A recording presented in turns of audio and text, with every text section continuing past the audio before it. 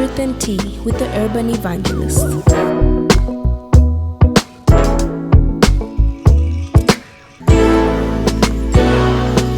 Welcome to Truth and Tea with the Urban Evangelist. Hi there, I'm the Urban Evangelist, and welcome to yet another exciting and fresh episode of the Truth and Tea podcast, where we filter conversations through faith. Today we're talking men these days. Although mental and emotional health affects both genders, it is oftentimes overlooked by men. It's considered a weakness if they're struggling with it, or not taken as seriously. Because of this, many men may find it quite difficult to speak up about their mental and emotional wellness, or a lack thereof. Globally, men's suicide rates are much higher than women's. According to the World Health Organization, suicide rates in men are almost twice, that's 1.8 times, as high as suicide rates in women. The same is true even here in Zambia. According to the World Population Review 2023, 12 men per 100,000 commit suicide annually, while 2.7 women per 100,000 commit suicide against this ratio. So these rates are obviously much higher among men, pointing to a real issue of mental health among men that isn't being addressed adequately. 3 John 1:2 says, "Beloved, I pray that you may prosper in all things and be in health just as your soul prospers." God is concerned about our souls, the housing of our thoughts, our emotions. He wants them to prosper, which means that we should be concerned too. However, men often only reach out for help when they feel they've hit rock bottom, and others don't even seek help at all. Our guest today has been speaking out and very loudly about all these issues and then some. He writes incredible articles for the Zambia National Men's Network for Gender and Development. His name is Kachepa Mtumbi. Welcome to Truth and Tea. Thank you so much. I'm so glad to have you. Thank you, and it's a pleasure. It's been a long minute. It has, and so much has happened. So we go far back. Do you wanna, Yeah. Do you wanna go back how far? I think probably, 20 plus years? Right, right. I think your friends from school were sort of intersecting with my friends. Exactly. And then we never got to be friends like that, but we met in the professional world where I think it was through radio. Exactly. And good times. Yeah. Absolutely, the good old days, as they say. Yes. So that was radio, that was QFM, right? Yes, QFM, Yes. and then later on to Hot FM. And I went by a very different name back in the days. You but did. Let's not get into that. No, and I remember, I think you used to take over from my show. I think it was Saturday. I used to do a mid-morning show, and you take over at noon. So exciting times back then. Yeah. So what's up with men these days? Well, it's two things. Men These Days is a column that I, like you said, write for the Zambia National Men's Network for Gender and Development. Yeah. And their mandate is essentially to focus on how men can be more influential in their spaces with regards to positive impact. And most of the communication that we've been doing with the column that I write is around the issues that men face on a day-to-day basis. Right. We try to make sure that those is relatable. Yeah. Men that going through your average issues that then snowball into big things if they're not handled well. And we thought that's a conversation that's been missing for the longest time in media. Yeah. And where we are now is that men have so much to discuss, but they're not able to because of various reasons. And so Men These Days is a column that really just puts the spotlight on the different challenges that men are going through in society right now. And I love how you're addressing these challenges. There's so many broad themes that you're tackling, with your articles. Yeah. And we will get to how people can actually access them as, the conversation evolves. Yeah. But, this is Truth and Tea. So truth, coming from obviously the biblical principles that, we live by as believers. And so there's a man in the Bible, David, who's often referred to, as someone who was after God's heart. And people think it's because of the strength that he displayed, or the bravado or this masculinity. And yet, most of it is because he was actually very expressive of his emotions. And like you, he wrote. Like we see that he wrote most of the Psalms in the Bible. Why is it that we seem to lack, these safe spaces for men to just have an outlet, someone to talk to, express their emotions, what they're thinking and feeling? I think there's so many reasons for that. If you look at our history, this generation, my generation, is coming from what I would call dads who ruled with an iron fist in a silk glove. So it was an iron fist, but they would still massage you a little bit. But at a point, we got used to this life where the generation before us really never engaged us. It was only when they became grandfathers, for instance, when you saw the softer side of them.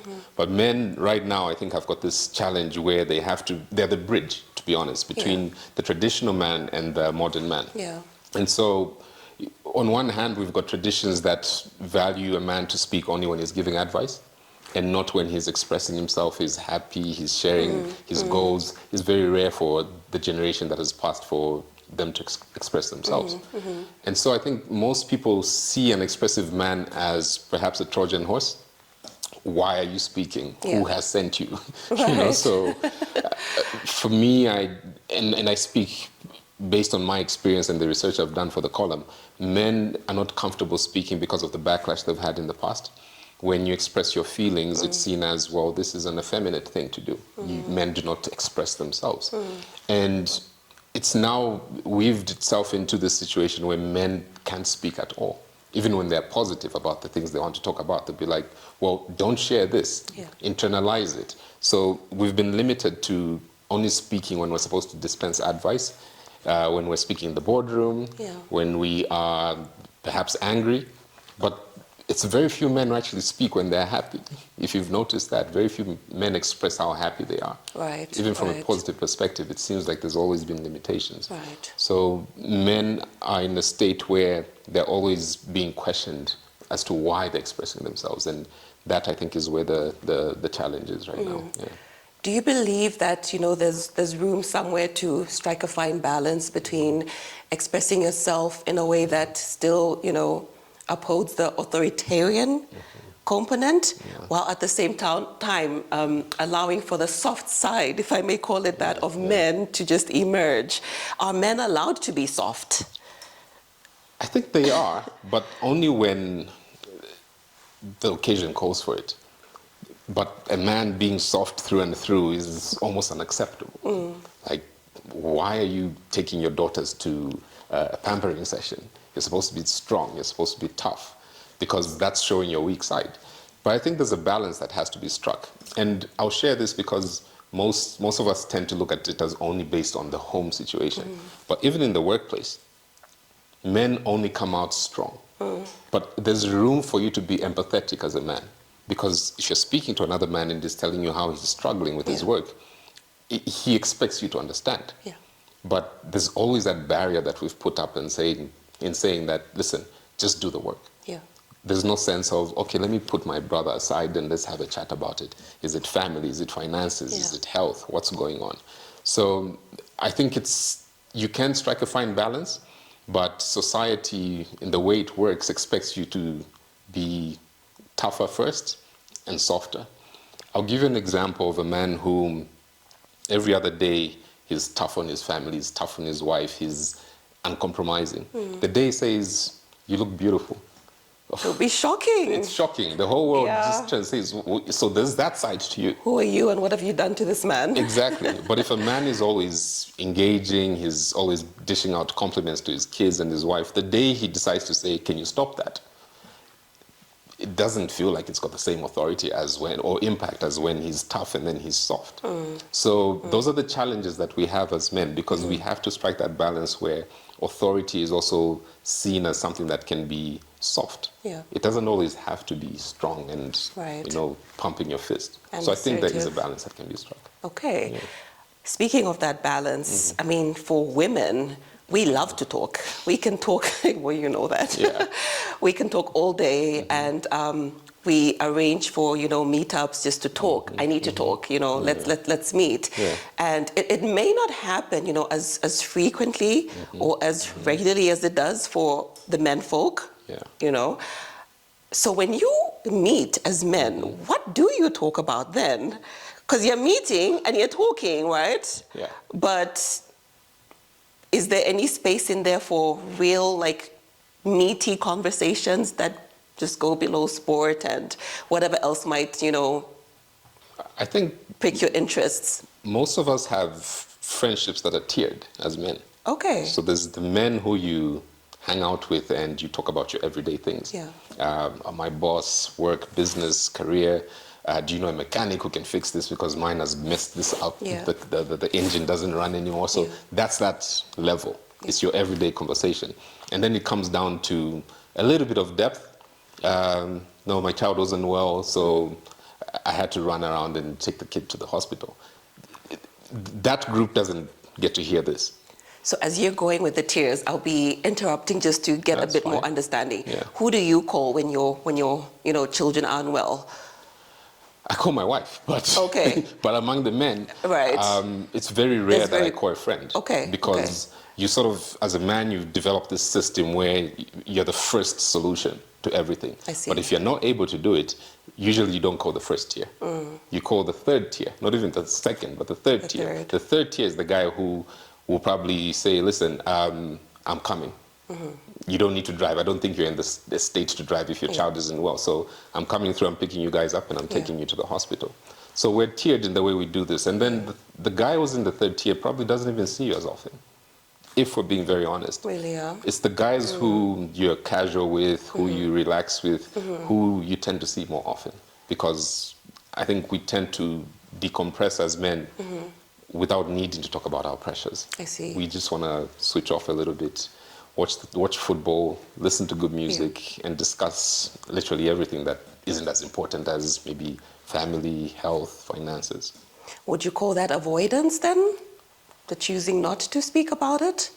I think to an extent it could be called avoidance, but it also depends on who is willing to take the leap in the different tiers of friends that you have.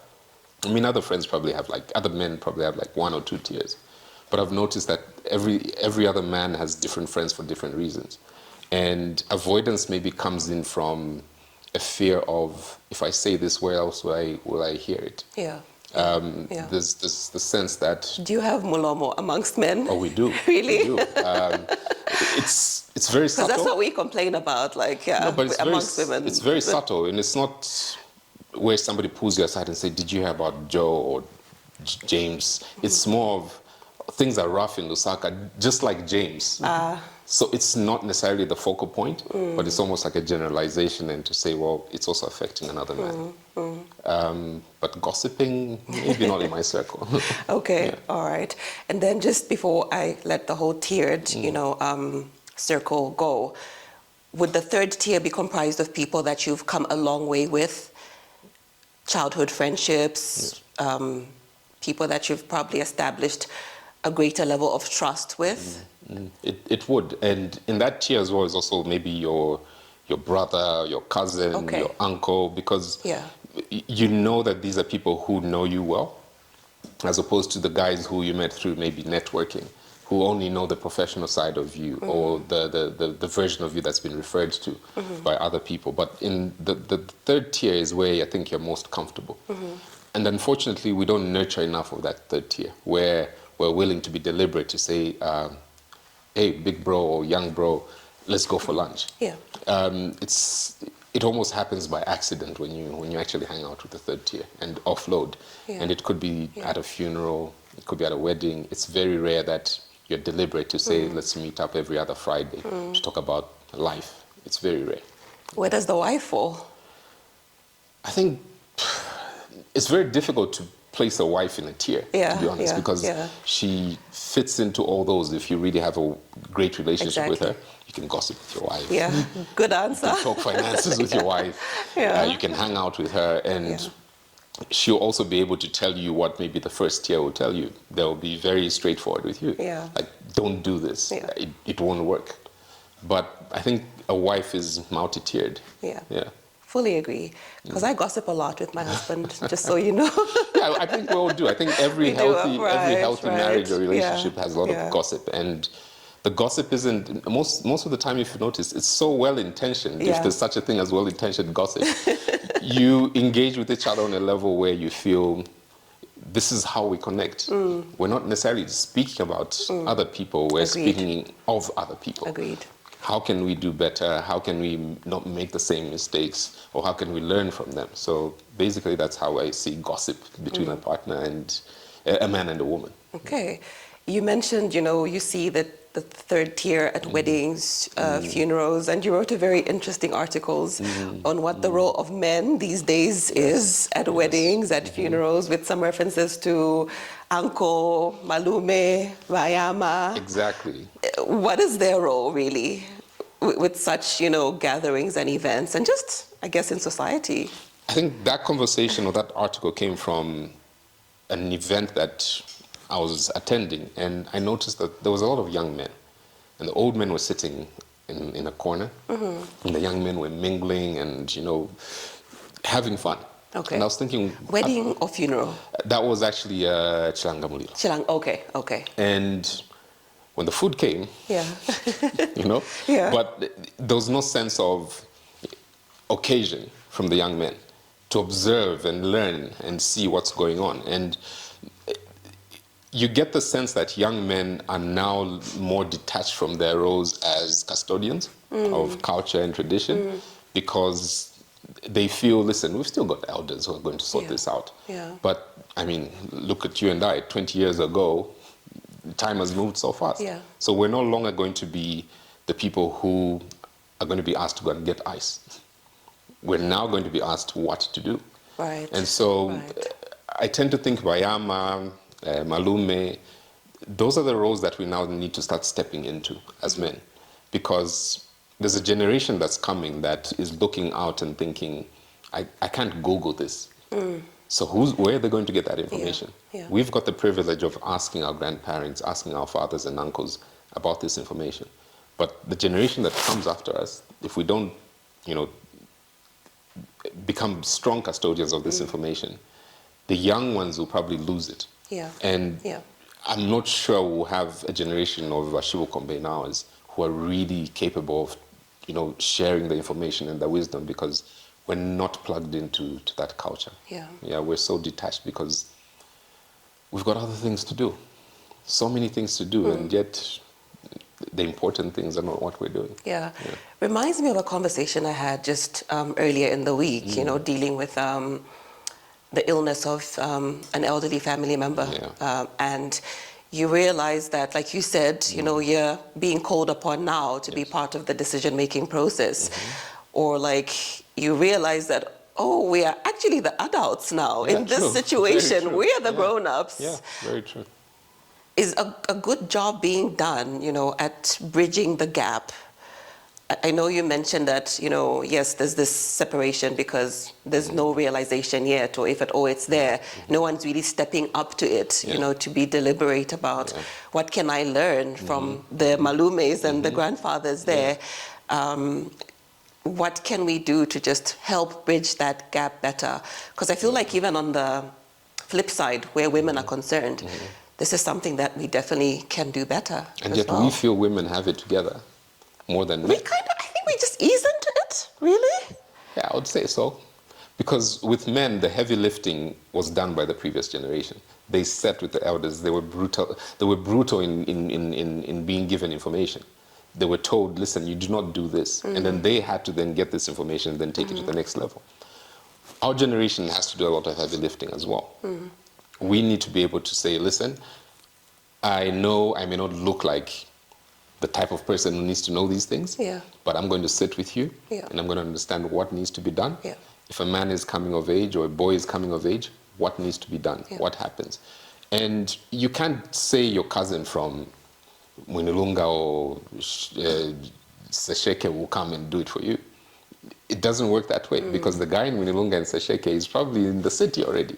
Or if he's there, he's preoccupied with other interests that may not be what used to be back then. So you really have to make that effort. And as a man, I think you have to understand that these roles play an important part in preserving not just culture, but also the mental health of our men. Because when you face challenges, who are you going to run to apart from an uncle? Before, you might be a little bit skeptical of going to a friend or even your own father. But your uncle is supposed to be that buffer. to the different issues that you're going through. Yeah. And if you're not a malume or a shivukombe or whichever role is out there to play, you might find that all you do is hang out with your nephews, hang out with the young generation, and there's really no value. Yeah. I did say in the column that uncles are most likely to buy a platter and drinks because they like one of one of your friends.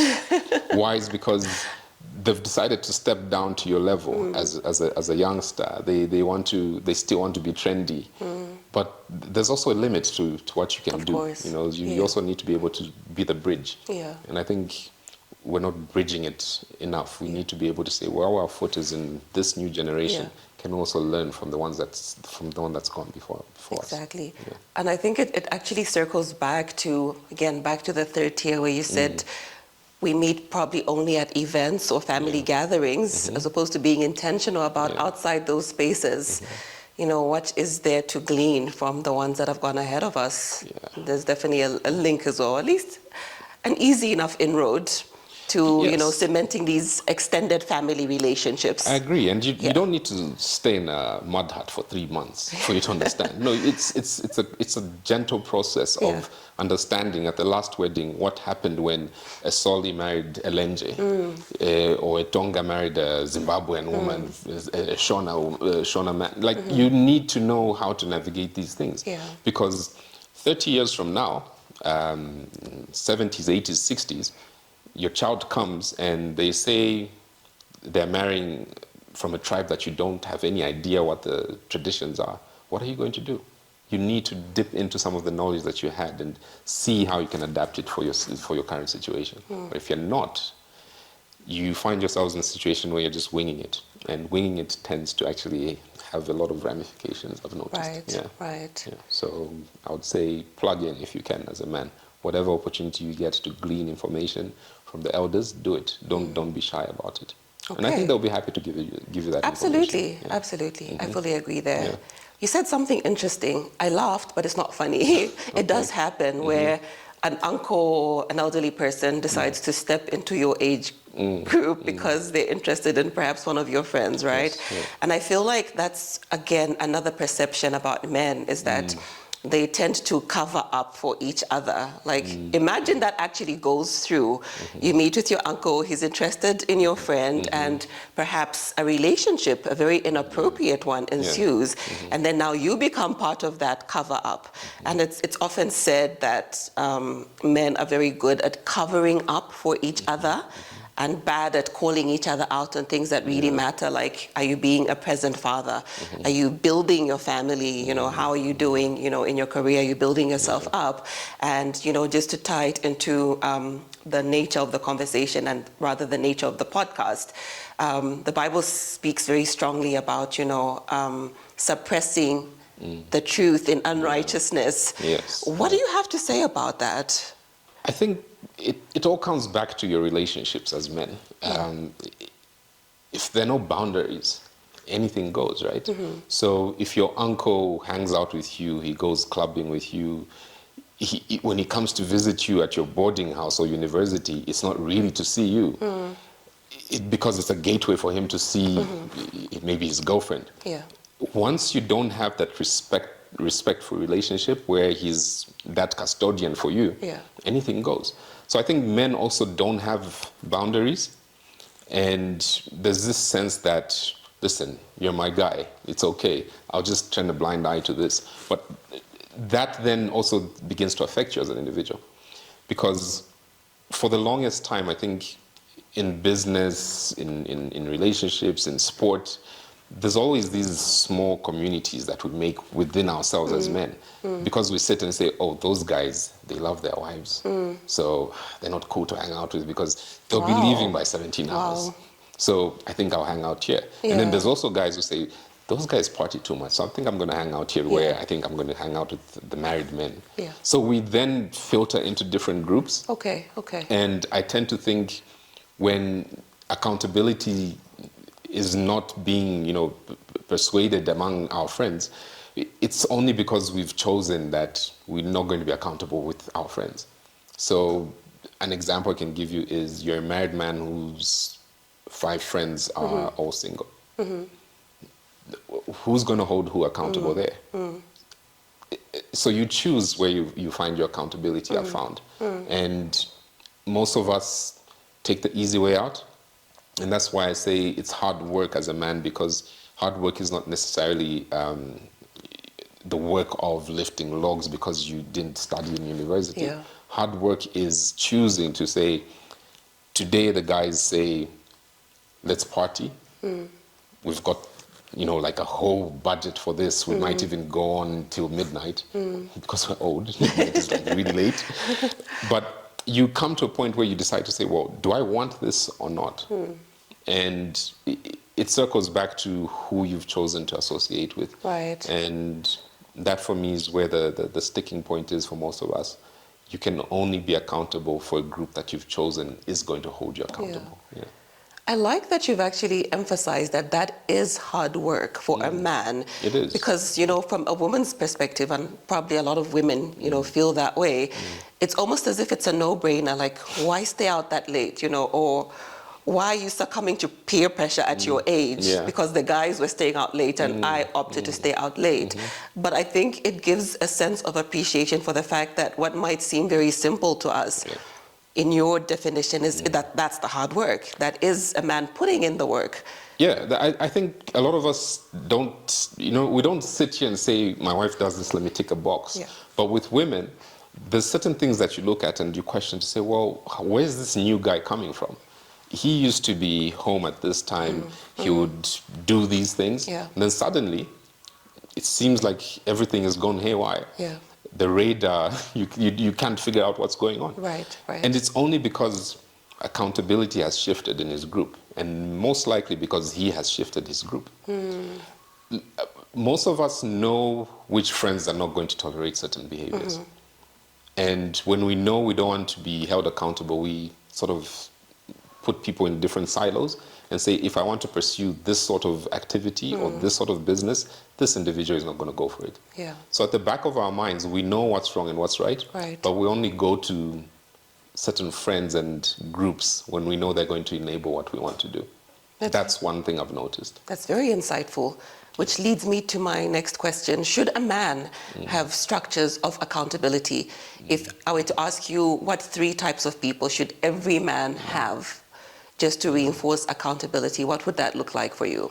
It's very difficult to identify the different people, but you do know as an individual what your responsibilities would be. I mean, if you're the head of a household and you've got a family, then you know that you need to plug into somebody who's going to be able to tell you that this path you've taken, I think realign and come back. But generally, and would that be like someone older than you? Sometimes it's somebody within your own age group, and not because they know better, but because they know that this pathway you're taking, it's just not going to be feasible in the long run. I think there's bad news coming, and that can come from even a younger person. Why? Because you've got that relationship where they're looking up to you. So accountability may come from the most surprising places sometimes, because you've got this nephew or this cousin or this boy who you're mentoring, who will be surprised to meet you in a certain location and says, what are you doing here?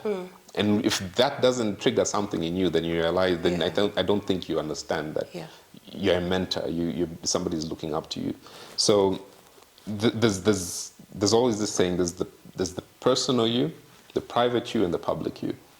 And I think the public is where different mentors come in. And these could be business mentors, career, and then there's the private. And in private is where it's away from everyone, but still incorporating people who are able to talk to you about, maybe it could be your marriage, it could be your finances, it could be your health. And then I think the personal is where now it's one-on-one. You know somebody who you can go to, you can call in the middle of the night and say, listen, this is my struggle. How do I navigate this? So I think it's about people who you relate to in a public level, private level, and personal level. Okay. I'm still referring back to your articles, because it was my guilty pleasure literally the last couple of days, just reading and getting insight. And there's one where you talk about men running bottling plants.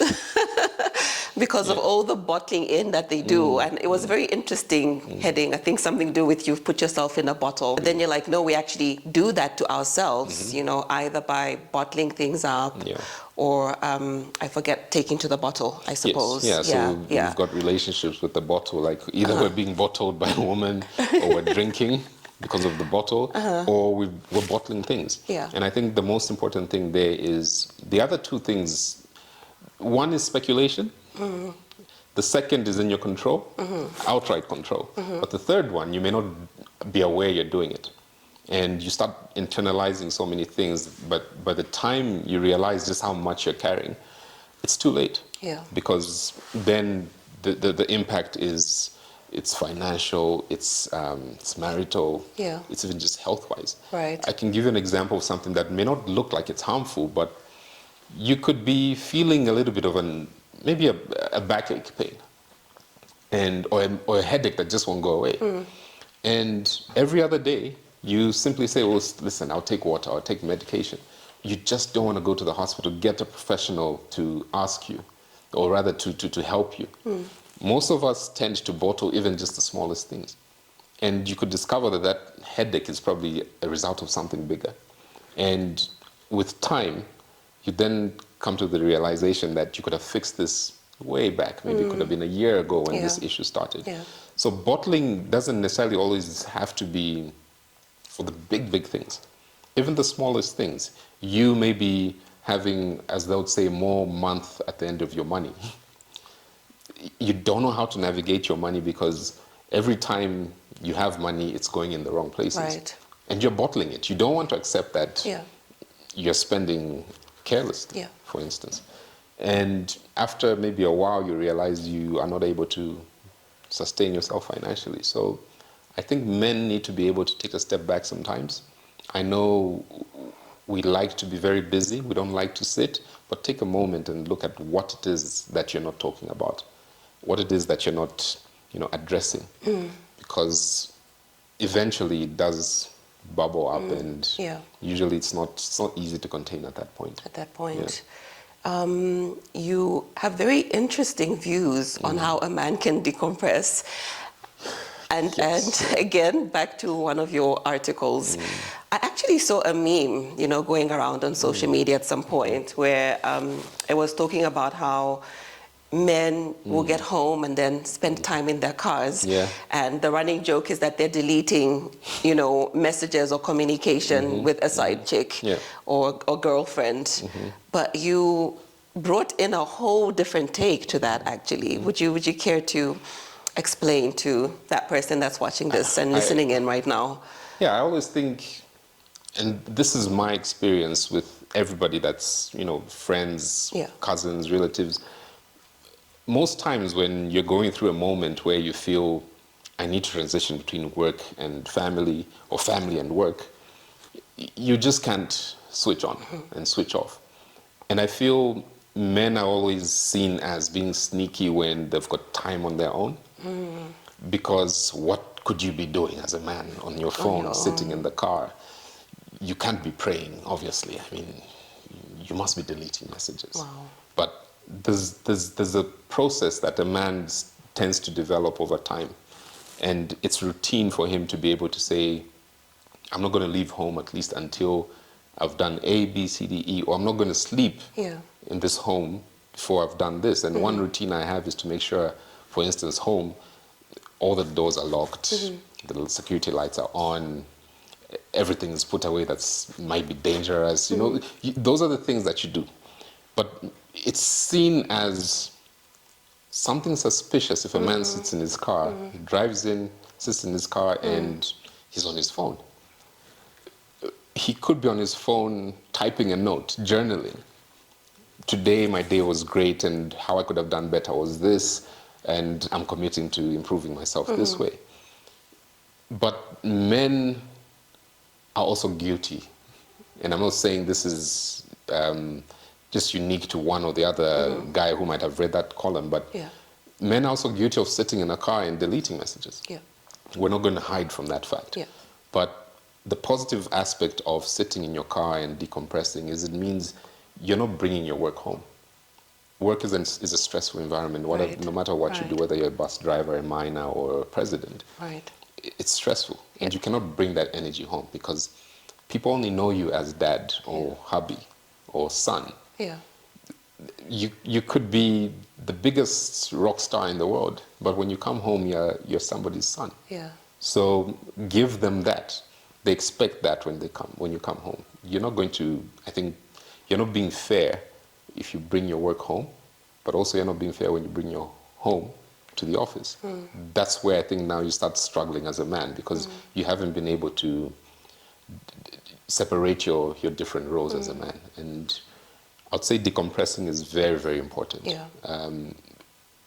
Some do it at the bar, others do it in the gym, some take a walk, but it's very important for you to be able to take a step back and say, okay, this is here and this is me as a dad. And I think there's also need to decompress. Sometimes we forget, we band everybody in the home. We talk to our wives as if we're the dad to the kids. Yeah. Even that needs to be separated sometimes. You need to be able to identify this conversation is for my wife, this conversation is for the kids, this is for my mom.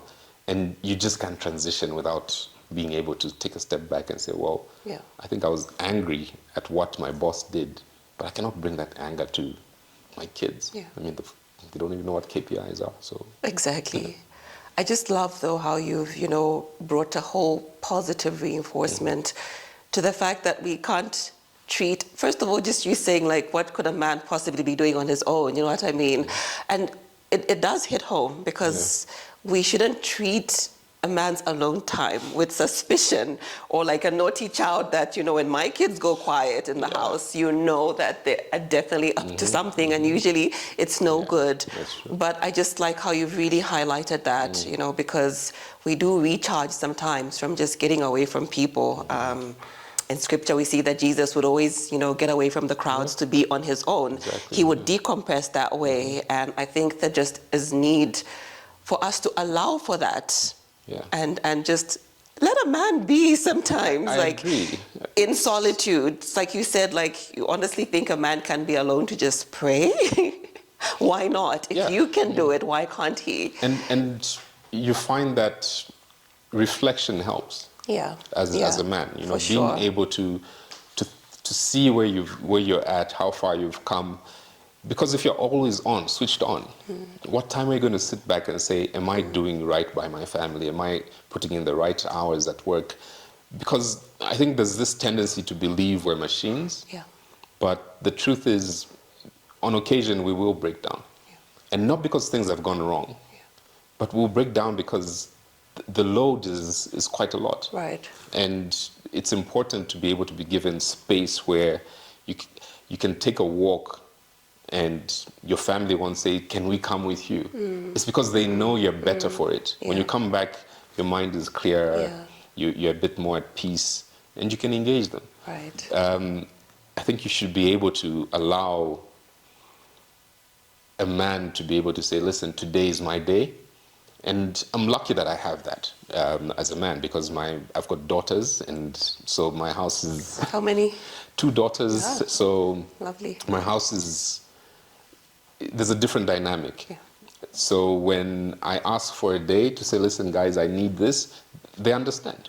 So it's important that we reinforce these opportunities for men to be able to sort of refocus and present themselves as the best version of themselves. Okay. Yeah. Speaking of refocus, how can a man bet on himself? And why is that important? And what is betting on yourself as a man, anyways? Nobody will bet on you, generally. I think the world is a bit brutal for men.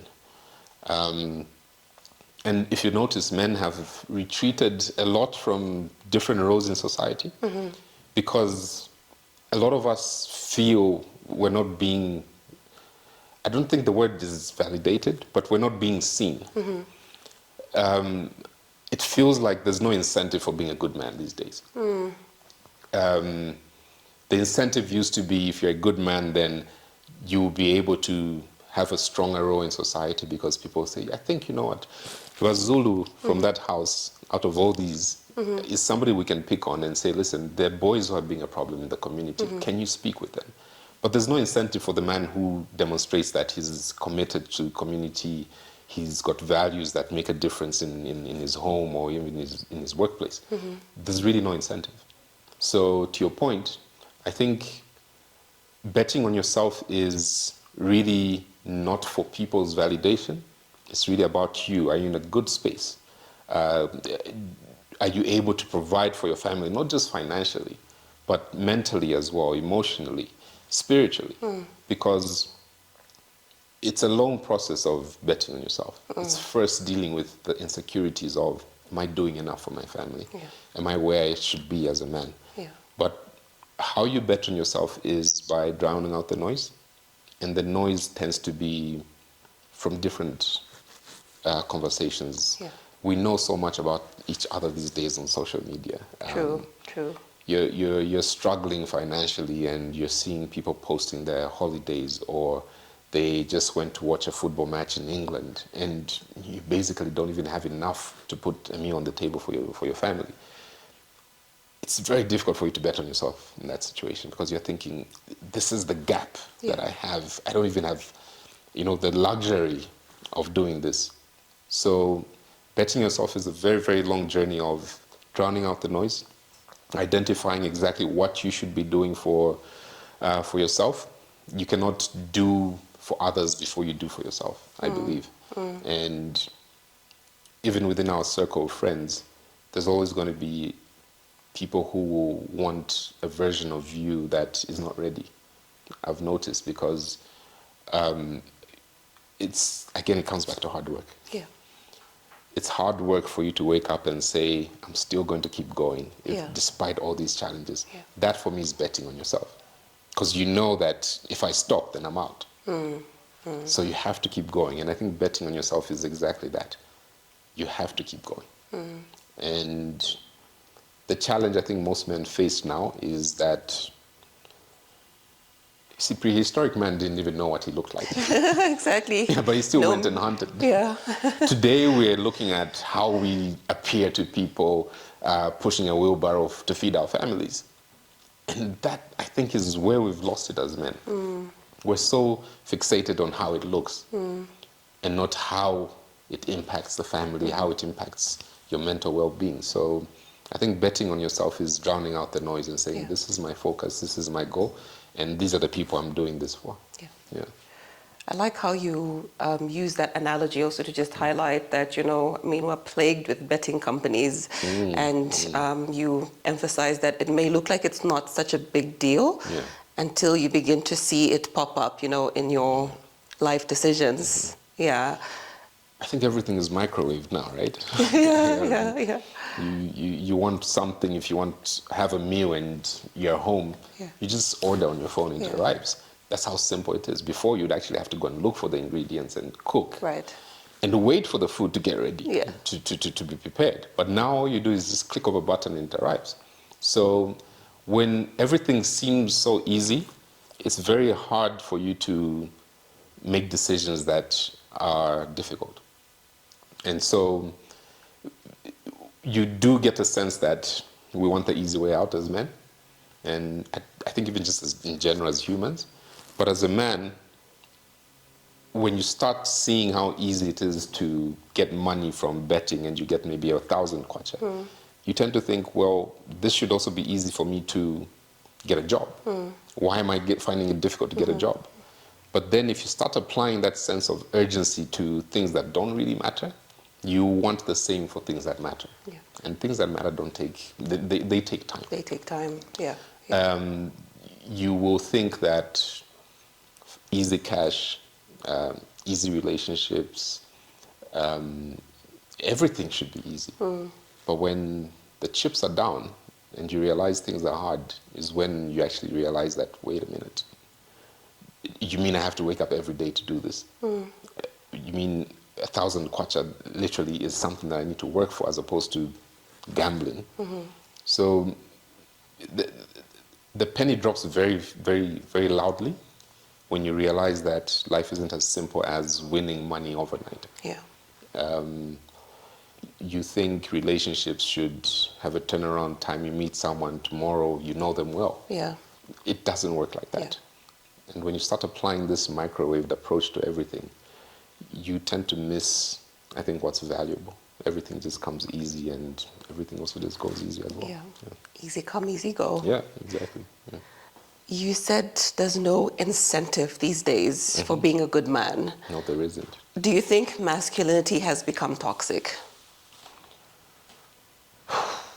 Yeah, thanks for that. I think masculinity has never been toxic. People might argue with it, but I think aspects of masculinity have been toxic. And there's so much unlearning that we need to do as men and women on what is toxic and what's not. You see, a man will come home and go straight to his bedroom. Daddy is like, no. How's your day? He doesn't answer his wife. That's toxic masculinity, you would think. Yeah.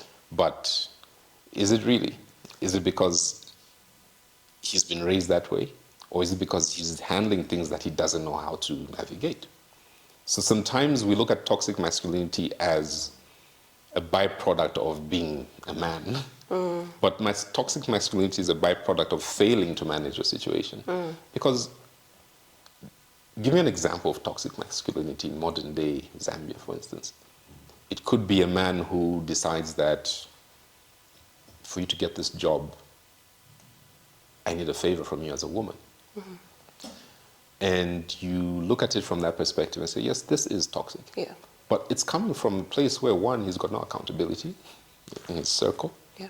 Two, he doesn't decompress. It's because he feels everything should be fast. So it stems from failing to address issues before they happen. So toxic masculinity is not on purpose. A lot of people might think, yes, that's how we're wired, but we're not wired that way. It happens because we haven't dealt with the issues that are bubbling. And you see the worst of people, and then you realize, oh, that's how men are. But no, that's how that man is, because he hasn't talked to his uncle about his problem with women. He hasn't talked about how he is coping with a lack of finances. And so what's he going to do? He's going to cope by expressing himself negatively. And I have to say that when writing these articles, I just don't research. I've actually sat down with the Zambia National Men's Network for Gender and Development and heard case studies of where men come from when they're toxic. It's all because something is bubbling that they haven't dealt with. And you will notice how men have retreated because a lot of them are afraid of expressing themselves because it will be perceived as toxic. Because if I step out and say this to my wife or my co-worker, it's toxic. But the reality is, I'm just trying to express myself, but I just don't know how.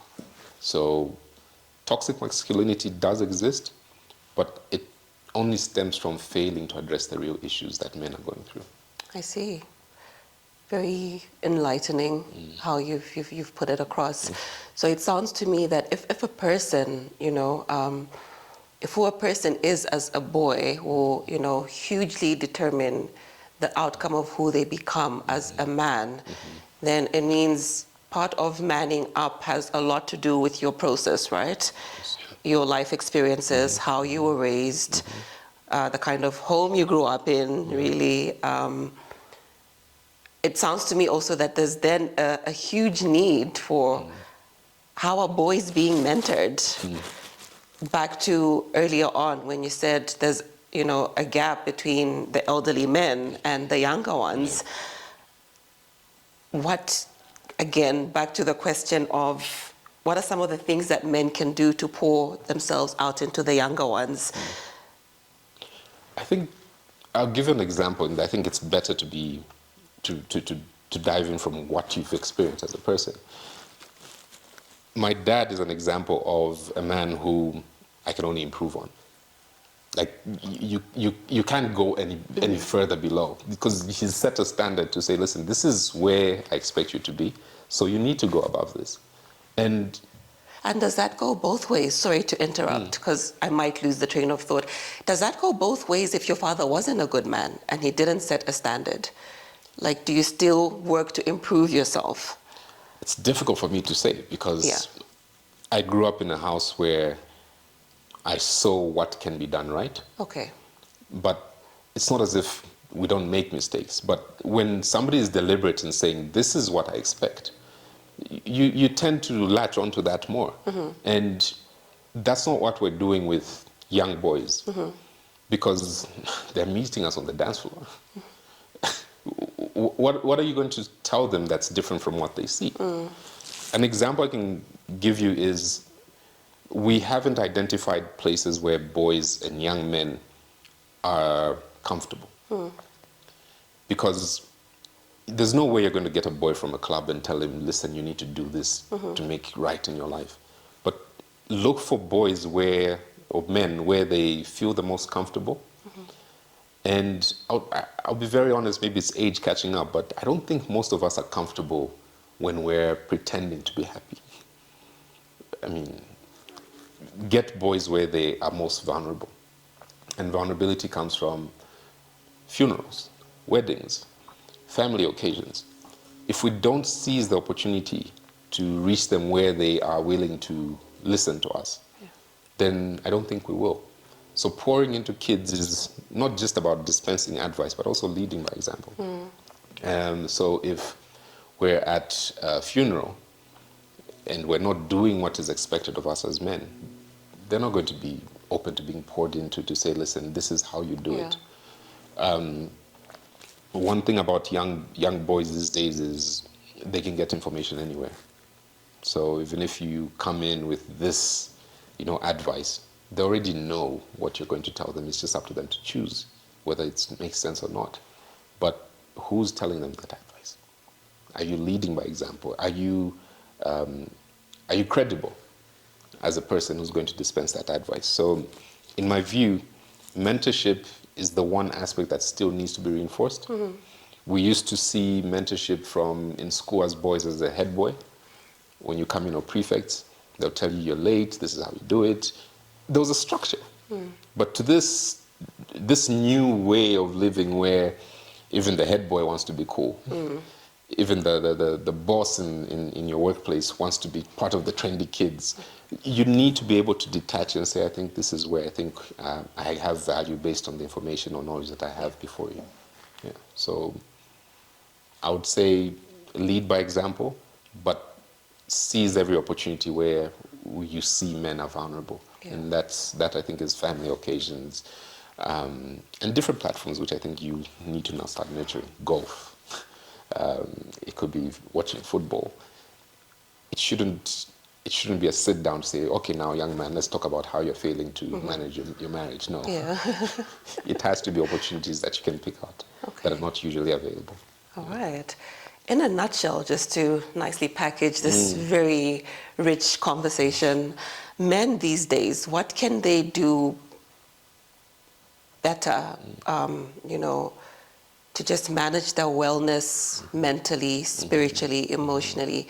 What can men these days do? If you could just look into that camera and just, speak to, as they say, speak to your fellow gender. Wow, it's very difficult. I thought I've been speaking to men and you actually have. No, but you've been speaking to both, really. I genuinely I've picked up quite a lot.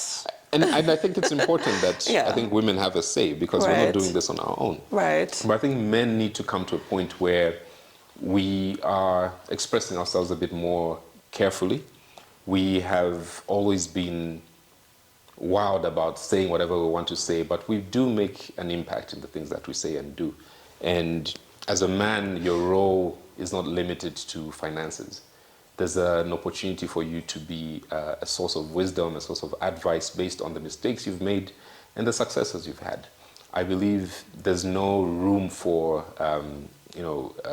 error when you come as a man, and that's how we've been told. You can't make mistakes, but feel free to try new things, express yourself. But the biggest challenge, I think, will be when you hold back those mistakes and not express yourself. Release the tension, share with your friend. It could be an uncle, it could be a sister. women do play a role as well. I think women play a role in the way we engage, and it doesn't always have to be men these days being always about a relationship among men. I think we can also engage women in a positive way. We can learn from women. We can also engage them in a way that gives us insight that maybe we may not be able to get from our fellow men. So I'm encouraging you to go out there, have fun with life, but also see what value you add to your community. And I think that's what I have to say. Very well said. Nicely condensed. I have absolutely nothing to add to that. I absolutely love what you do, and I think there's also an opportunity for us to learn as men. The aspects that we need to improve on spirituality as well are things that men tend to think it's for later in life. Yeah. No, I think try and get in now and learn and sort of realign your life in ways that I think could be much, much more valuable for a richer life as you age. Absolutely. Yeah. And thank you for getting that in as well. It's very important. I mean, it's at the heart of everything that we do. And I'm glad that you've brought it to the fore so nicely, because really it all hinges on that. What is at the center of your life. And try God, men. That's my advice, actually. Try Jesus, and watch it all fall into place together. Chepa, as we used to call you. Yes. Thank you so much. Thank you so much. It's been a pleasure being here. For coming on the show. It's been most enlightening, most interesting, and I've learned quite a lot. I keep saying that, but every time you spoke, I would tie it into something. It's been a pleasure, and I think I enjoyed it because it's allowed me to speak, and I think there's a lot of joy in speaking, being able to communicate. So I think I have you to thank more than you have to thank me. And I wish you all the best in your writing adventures as an author. Thank you so much. I can't wait to get my hands on those projects you're working on. Yes. You can definitely count me in. Please, if there's any signing ceremony somewhere, give me a shout and I'll be there. Definitely. Thank you so much, Mansa. All right. So that's been it on Men These Days. Don't forget to tune in, and also do not forget to subscribe to Radio Christian Voice and the Urban Evangelist YouTube channels so that you can keep up to date with the latest notifications. So like and subscribe. And it's been Truth and Tea, as always, filtered through faith.